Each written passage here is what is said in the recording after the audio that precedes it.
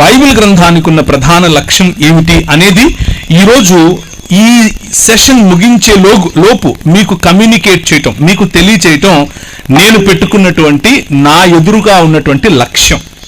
అయితే అలా చేయటానికి ముందుగా ఒకసారి మత్తయి సువార్త 22వ అధ్యాయాన్ని తీసి చదువుదాం. మనందరం కలిసి చదువుదాము. నేను చదువుతాను, దయచేసి మీరు నాతో పాటి మీరు ఒకవేళ ఏ భాషలో మీరు బైబిల్ చదివితే ఆ భాషలో నన్ను అనుకరించే ప్రయత్నం చేయండి. 22వ అధ్యాయం 1 నుంచి. యేసు వారికి ఉత్తరమిచ్చుచు తిరిగి ఉపమాన రీతిగా ఇట్లనెను, పరలోక రాజ్యము తన కుమారుని పెండ్లి విందు చేసిన ఒక రాజును పోలి ఉన్నది. ఆ పెండ్లి విందుకు పిలువబడిన వారిని రప్పించుటకు అతడు తన దాసులను పంపినప్పుడు వారు రానొల్లకపోయిరి. ఆ తరువాత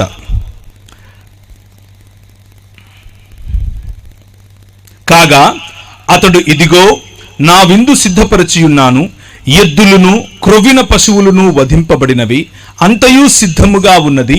పెండ్లి విందుకు రండని పిలువబడిన వారితో చెప్పుడని వేరే దాసులను పంపెను. కానీ వారు లక్ష్యము చేయక ఒకడు తన పొలమునకును మరియొకడు తన వర్తకమునకు వెళ్ళిరి. తక్కిన వారు అతని దాసులను పట్టుకుని అవమానపరిచి చంపిరి. కాబట్టి రాజు కోపపడి తన దండ్లను పంపి ఆ నరహంతకులను సంహరించి వారి పట్టణమును తగులబెట్టించెను. పట్టణము అన్నది మీరు అండర్లైన్ చేసుకోవాలి. ఈరోజు రాత్రి చెప్పబోయేటటువంటి ప్రధాన థీమ్ పట్టణము గుండా వెళుతుంది.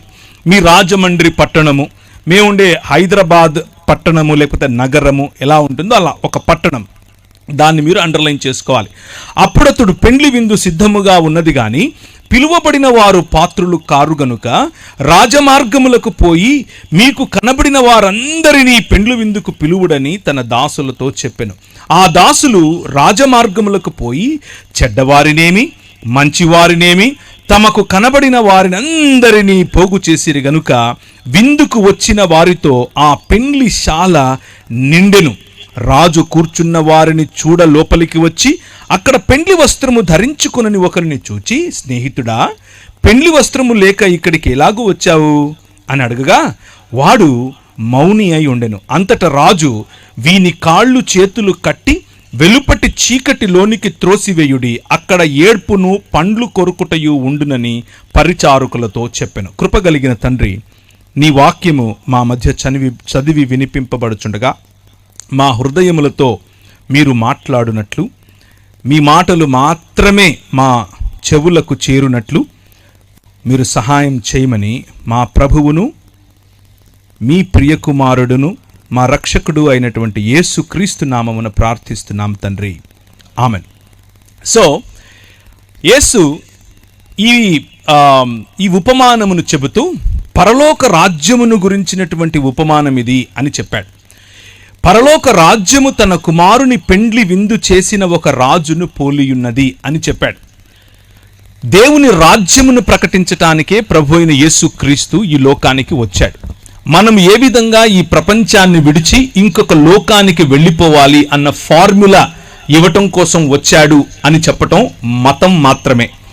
కానీ మత ప్రాతిపదిక నుంచి కొద్దిగా పైకి లేచి దేవుని రాజ్యం అన్నటువంటి ప్రాతిపదికలో దేవుని వాక్యాన్ని గనక అర్థం చేసుకుంటే చాలా సులువుగా, అరటిపండు ఒలిచి నోట పెట్టినట్లుగా చాలా సులువుగా సరళంగా మనకు అర్థమవుతుంది. దేవుని వాక్యాన్ని దానికి ఉన్నటువంటి సందర్భం, దానికి ఉన్నటువంటి ప్రాధాన్యత, ఏ విషయములను వాక్యం ఎన్నుకొని చెప్పదలుచుకుందో ఆ విషయములను అధ్యయనం చేయటం ద్వారా మనం దేవుని హృదయానికి దగ్గరగా, ఆయన చెప్పాలనుకున్నటువంటి సందేశాన్ని దగ్గరగా అర్థం చేసుకునేందుకు అవకాశం ఉంటుంది. అలా కాకుండా 2000 సంవత్సరాల క్రితం చెప్పబడినటువంటి మాటలకు 2000 సంవత్సరాల తర్వాత మన మనసులో వచ్చే ప్రశ్నలను వాటిపై కుమ్మరించి దాని నుంచి ఏదో సంపాదించాలి అని ప్రయత్నం చేయటం వల్ల మతం కడతాం. అదే ప్రపంచ క్రైస్తవ సముదాయంలో అనేక శాఖలుగా భిన్న భిన్న సమయాల్లో భిన్న శాఖలుగా విడిపోయినటువంటి క్రైస్తవానికి ఉన్నటువంటి ఒక ఐడెంటిటీ. కనుక ఈరోజు సాయంకాలం మనం చదివిన, మనం నేర్చుకున్నదంతటినీ కూడా కొద్దిగా అలా పక్కన పెట్టి ఫ్రెష్గా, తాజాగా దేవుని వాక్యాన్ని ఉన్నదున్నట్లుగా ఆయన చెప్పినట్లుగా అర్థం చేసుకునే ప్రయత్నం చేద్దాం. ప్రభువు లేకపోతే దేవుడు ఒక విందును చేయాలి అని ఆశపడ్డాడు. దేవుడు తన ఇంటిని, తన భవనాన్ని భూమి ఆకాశములుగా నిర్మించాడు. ఆ భవనంలో ఒక క్రమాన్ని ఏర్పరచాడు. ఆ క్రమము ఉదయముకు ఒక వెలుగు, రాత్రికి ఒక వెలుగు రూపంలో, ఎక్కడ నీళ్లు ఆగాలో ఆ నీళ్ల యొక్క లేకపోతే మంచిగా పచ్చిక పండటానికి కావలసిన వనరుల రూపంలో, చెట్ల రూపంలో, పశు పక్షులకందరికీ కూడా కావలసిన నీడ మరియు పళ్ళ రూపంలో చక్కటి ఒక గార్డెన్, ఒక తోటను క్రమంగా వేశాడు. క్రమంగా వేసినటువంటి ఆ తోటలో మనిషిని, అనగా నిన్ను నన్ను, మనుష్యులను అందులో ఉంచి ఆ 3 పదాలు లేకపోతే 3 రకాలుగా వారికి ఒక మాట చెప్పాడు. వారిని తన ప్రతినిధులుగా, తన ప్రతిబింబంగా, అలాగే తన ప్రతిమగా, 3 పదాలు వాడుతున్నాను. ప్రతిబింబము, ప్రతినిధి మరియు ప్రతిమ. ఆయన నిర్మించినటువంటి ఆయన ఆలయంలో, అనగా భూమి ఆకాశములు అనేటటువంటి ఆలయంలో మనిషిని ఆయన ప్రాణ ప్రతిష్ఠ చేసి తన ప్రతినిధిగా ఉంచాడు. ప్రాణ ప్రతిష్ఠ చేసి ప్రతిబింబంగా ఉంచాడు. ప్రాణ ప్రతిష్ఠ చేసి ప్రతిమగా ఉంచాడు. అలా ఉంచినటువంటి మనిషిని ఏమని చెప్పాడు అనంటే, నువ్వు నా స్వరూపము, నా పోలిక గనుక నేను నీకిచ్చే అధికారముతో ఈ ప్రపంచాన్ని, అనగా ఈ భూమిని ఫలించు, విస్తరించు, భూమిని నిండింపచేయి, అభివృద్ధి చెందు, మరియు దానిపై ఏలుబడి చేయమన్నాడు, రాజ్యం చేయమన్నాడు. దేవుని రాజ్యము యొక్క ప్రతినిధి మనిషి, దేవుని స్వరూపము యొక్క ప్రతిబింబం మనిషి, దేవుని స్వరూపము యొక్క ప్రతిమ మనిషి. దేవుని రాజ్యము యొక్క ప్రతినిధి, దేవుని పోలిక యొక్క ప్రతిబింబం మరియు దేవుని స్వరూపము యొక్క ప్రతిమే మనిషి. ఈ ఆలయాన్ని, ఆయన నిర్మించినటువంటి భూమి ఆకాశములనే ఆలయాన్ని క్రమముతో ఆయన రాజ్యముగా నడిపించమని బాధ్యతతో కూడినటువంటి అధికారాన్ని మనిషికిచ్చాడు. ఈ బాధ్యతతో కూడిన అధికారం దేవుడు మనకిస్తే, దేవుడు కట్టని గోడలు, దేవుడు ఆయన నిర్మించినటువంటి ఈ ఆలయంలో గోడలు కట్టలేదు. ఆయన న్యాచురల్గా ఉండే హద్దులు ఇచ్చాడు. వాటి హద్దులను దాటి నీళ్లు రావట్లేదు, దాని హద్దును దాటి గాలి వీయట్లేదు, దాని హద్దును దాటి చెట్టు పెరగట్లేదు. లాస్ ఆఫ్ నేచర్, లేకపోతే ఈ స్వాభావికంగా ఉండేటటువంటి కొన్ని హద్దులను ఈ ప్రపంచానికి ఏర్పరిచి దాని ద్వారా సురక్షితమైనటువంటి జీవన విధానాన్ని మనుషులకు ఇచ్చాడు. ఆ సురక్షితమైన జీవన విధానంలో అన్ని సుభిక్షంగా ఉన్నాయి. మనం చేయవలసిందల్లా ఏమిటి అనంటే, దేవుడు మనిషి వైపుకు చూసినప్పుడు ఆయన యొక్క సామ్రాజ్యం, ఆయన యొక్క రాజ్యంలో ఉన్న సుభిక్షత కనిపించేలా బ్రతకాలి. ఈ సృష్టి మనిషిని చూసినప్పుడు దేవుని గుణలక్షణాలు కనిపించాలి. ఇది మనిషికి ఇచ్చినటువంటి పని. అందుకనే మనలను, అనగా మనుష్యులను రాజులైన యాజకులు అని పిలిచాడు. రాజులు ఏలతారు, యాజకులు స్తుతి స్తోత్రములను ఆయనకు అందజేస్తారు. సృష్టిలో ఉన్న యావత్ స్తోత్రమును, ఆరాధనను తీసుకుని దేవుని వద్దకు పంపించటం యాజకుల పని. అదే మనిషి చేయాలి. అలాగే సృష్టి యావత్తు సజావుగా నడుస్తోంది అన్నటువంటి రాచరికం మనిషి చేయాలి. అదే దేవుడు మనిషి చూసినప్పుడు మనిషిలో కనిపించాలి. ఇది దేవుడు మనిషికి ఇచ్చినటువంటి ఆయన రాజ్యభారం, ఆయన భుజములకు, మన భుజములకు ఇచ్చినటువంటి ఆయన పౌరసత్వం, ఆయన రాజ్యములో ఉన్న పౌరసత్వం. అయితే మనిషి దేవుణ్ణి తిరస్కరించాడు.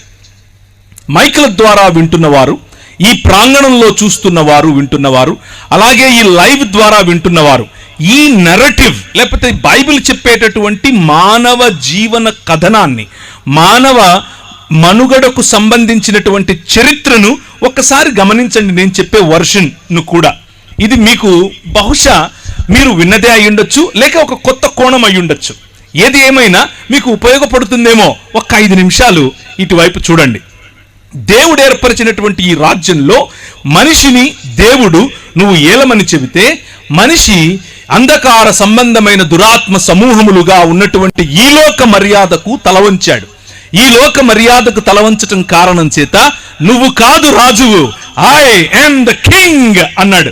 నేనే రాజునవుతాను అన్నాడు. ఆయన ఏకఛత్రాధిపతిగా ఉంటూ నిన్ను సామంతరాజుగా ఏలమంటే కాదు కాదు, నేను సామంతుణ్ణి కాదు, ఐ వాంట్ దట్ సీట్ అన్నాం. నాకు నువ్వు కూర్చున్న సింహాసనం కావాలి అనగా దేవునికి సమానత్వాన్ని మనం కోరుకున్నాం. అలా కోరుకున్న మరుక్షణం అటు పూర్తిగా మనిషిగా బ్రతకలేకపోయాం, ఇటు దేవుడు కాలేకపోయాం. అదే ఈరోజు మనిషి ఉన్నటువంటి స్థితి.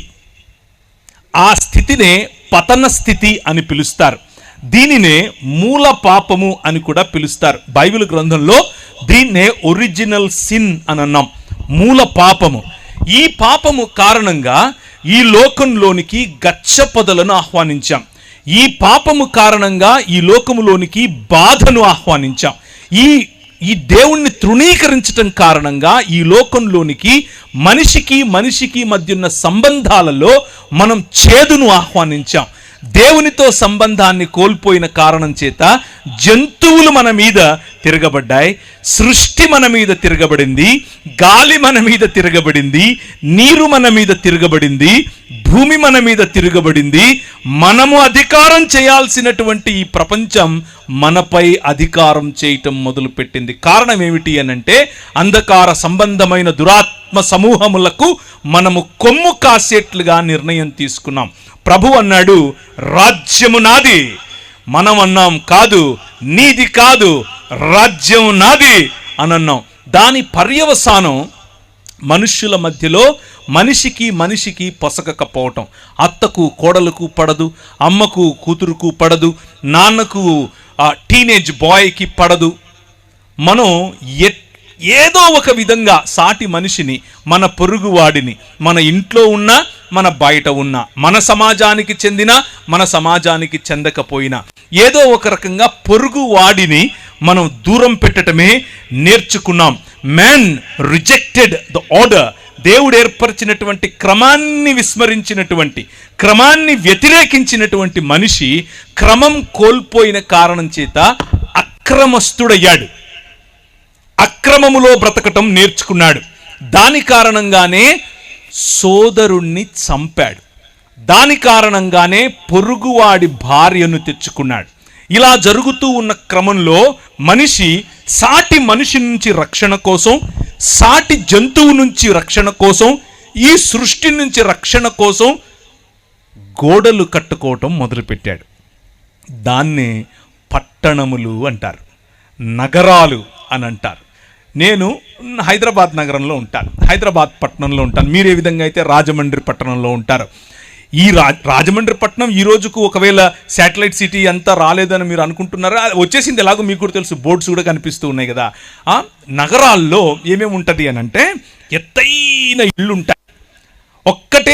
ఒకటే అపార్ట్మెంట్లో ఒక 600 ఇళ్ళుంటాయి. ఒకటే అపార్ట్మెంట్లో ఒక లిఫ్ట్ ఉంటుంది, పొడుగు పైకి వెళ్ళిపోద్ది.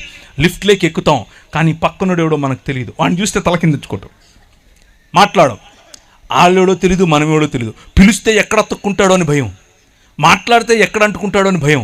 మా పక్కింటోడి పేరు నాకు తెలియదు, ఎదురింటోడి పేరు తెలియదు. వాళ్ళు బయట బోర్డులు పెట్టుంటారో వాళ్ళ పేర్లు అంతవరకు చదివి ఉంటాను, కానీ ఆ బోర్డు ఆ మనిషి పేరు ఏదైతే ఉందో ఆ మనిషి నిజానికి ఎవరు అనేది మనకు తెలియదు. ఇదే మానవుడు నిర్మించుకున్నటువంటి నగరాలంటే ఇలాగుంటాయి. మనకు అనిపిస్తుంది మనలాంటి వాళ్ళు అనేకులు ఒక చోటుకు వచ్చారని, కానీ మనకంటే భిన్నంగా ఉన్న వాళ్ళు అంతకంటే ఎక్కువ మంది ఒకే చోటికి రావటం. అలా మనుష్యులు కేవలం నగరాలే కాదు, సంస్కృతులను నిర్మించుకున్నారు. కేవలం సంస్కృతులే కాదు, వారు నాగరికతలను నిర్మించుకున్నారు.